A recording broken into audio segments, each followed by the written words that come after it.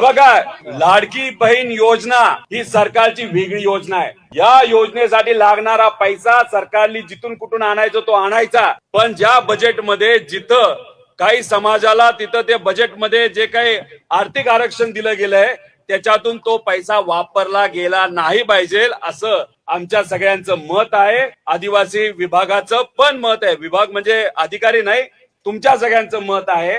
आज मला कळालं की समाज कल्याण विभागाचा सुद्धा 300 कोटी निधी हा आता वळवण्यात आला. म्हणजे कुठे ना कुठे जो आरोग्याला, शिक्षणाला, तुमच्या पौष्टिक आहाराला, तुम्हाला लागणाऱ्या सुख सुविधेला जो निधी जात होता तो दुर्दैवाने त्यांनी त्या ठिकाणी वळवलेला आहे.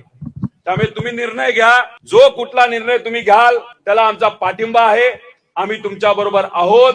आणि आता तुमच्या या आंदोलनाला एक वेगळ्या प्रकारची धार आलेली आहे. नेते तुमच्या बरोबर राहतील. सरकारमधले आमदार जे सत्तेत आहेत त्यांना सुद्धा आता हातपाय हलवायला लागेल.